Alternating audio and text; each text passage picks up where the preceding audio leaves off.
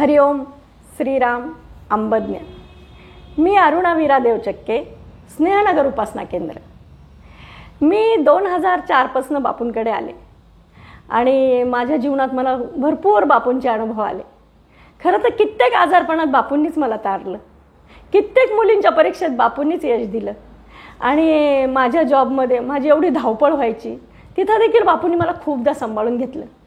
माझ्या घरी म्हणजे कसं, ह्या 2 मला असलेल्या मुली लहान आणि सासू सासरे, ह्या सगळ्या गडबडीत मला नेहमीच ऑफिसला जायला उशीर व्हायचा. मी खूप प्रयत्न करायचे की नाही आपण वेळेवर गेलं पाहिजे, आपण चुकतोय, पण कधी कधी व्हायचा उशीर.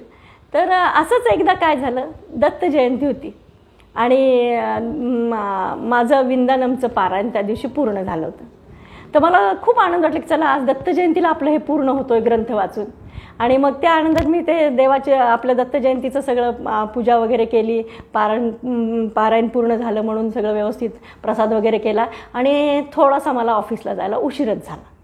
उशीर झाल्यानंतर माझ्या एक 8 दिवस मी नेहमी बापूंना सांगायचे की एक साहेब होते माझ्यावरचे थोडेसे, अर्थात ते माझ्या ब्रँचला नव्हते किंवा माझा काही संबंध नव्हता, पण ते मला उगीच अधूनमधून काहीतरी टोमणे मारायचे, त्रास द्यायचे. आणि त्या दिवशी पण मी गेले, थोडा उशीर झालेला बघितल्याबरोबर त्यांनी स्वतःच्या घड्याळाकडे बघितलं आणि माझ्याच खुर्चीत येऊन बसले. आता मला खुर्चीवर जाऊन बसता पण येईना. मग मी म्हटलं की सर सॉरी बरं का, मला थोडासा उशीरच झाला. मग त्यांनी आपल्या घड्याळाकडे बघितलं, वरच्या घड्याळाकडे बघितलं आणि रागराग काहीच बोलले नाही. तर मी आपलं काय म्हणजे थोडं म्हटलं की सर आज दत्त जयंती होती, थोडंसं देवधर्माचं मला काही सांगू नका, असं ते जोरात ओरडले. मी म्हटलं बरोबर आहे, आपण ऑफिसच्या वेळेत ऑफिसचंच करायला पाहिजे, झाली चूक, जाऊ द्या म्हटलं. आणि मग मी आपली दुसरीकडे खुर्चीवर जाऊन बसले आणि माझ्या कामाला लागले. तर त्यांना त्याच्यावरती थांबले नाही. त्यामुळे तुम्ही 1 तारखेला कुठे होता मॅडम? म्हटलं सर मी 1 तारखेला ऑफिसमध्ये होते. सही नाही केलेली तुम्ही? म्हटलं सर तरी पण मी होते, मी तुम्हाला फाईल दाखवते, विसरली असेल सही करायची किंवा मस्टर तिथं नसेल सर, असं मी सांगितलं. तर त्यांना ते म्हणले नाही तुम्ही 1-2 तारखेला नव्हत्याच ऑफिसमध्ये. मी आपल्या फाईल्स काढल्या कपाटातून आणि फाईल्स त्यांना दाखवले की सर माझी पण सही आहे, तुमची पण सही आहे आणि तुमच्यावर म्हणजे अजूनवरती 2 साहेब होते त्यांची पण सही आहे. पण त्यांना ते काही पटलं नाही. त्याला दिवसभर काही माझं ऑफिसमध्ये लक्षच नाही लागलं की आपला खूप अपमान झाला. कारण त्याच्या आधीच मी 8 दिवस बापूंना सांगायचे, बापू हा माणूस मला खूप त्रास देतो. आणि घरी आले, बापूंच्या फोटो पुढे उभं म्हटलं बापू आज पण असंच झालं, मग असं सांगितलं आणि मी विसरून गेले. तो सगळा प्रसंग विसरले नंतर दुसऱ्या दिवशी. आणि एक 4 दिवस मध्ये गेले. त्याच्यानंतर असा अनुभव आला की त्यांना मी एके दिवशी 4 दिवसांनी ऑफिसमध्ये गेल्यानंतर तो जो साहेब समोर बसायचा तो दिसलाच नाही. म्हटलं साहेब गेले कुठं? अहो म्हणे मॅडम मोठ्या साहेबांनी त्यांच्याकडनं ह्या सगळ्या ब्रँचेस काढून घेतल्या आणि त्यांना दुसऱ्या हॉलमध्ये टाकलं. म्हटलं बापरे असं का बरं?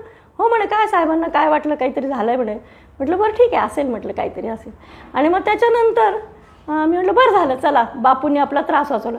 एवढंच नाही, त्याच्यानंतर असं झालं की त्या दुसऱ्या दिवशी मी लेडीज रूमच्या तिकडे झाले. म्हटलं ते साहेब इथं पण दिसत नाही. अहो म्हणे काय झालं, साहेबांना काहीतरी त्यांच्या कामात चूक दिसली आणि त्यांनी त्यांना भुसावळला फेकलं, दुसऱ्या डिव्हिजनला फेकलं.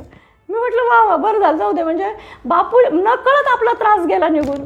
मला असं वाटलं बापू नकळत माझा त्रास वाचवलास. म्हटलं तू हे माझ्या डॅनी म्हणी नव्हतं की तो माणूस इथनं उचलला गेला दुसऱ्या हॉलमध्ये, तिथनं उचलला गेला भुसावळला. हे सगळं कसं काय झालं? तर ते मला असं डोक्यात आलं की बापूंचं 18 वचनातलं एक वचन आहे, माझ्या वक्ता जो देई त्रास सजा मी नक्कीच देईन त्यास. आणि त्याचं घर इथं असताना देखील ते भुसावळला गेले. तर मी म्हटलं माझा परस्पर बापूंनी त्रास मिटवला आणि मला सुरळीत जॉब करायला एक पुढचे 10 वर्ष व्यवस्थित मी जॉब केला. ही सगळी बापूचीच कृपा आहे. मी व्यवस्थित रिटायर झाले, ही सगळी माझ्या बापूची कृपा आहे. श्रीराम अंबज्ञ नाथ संवित.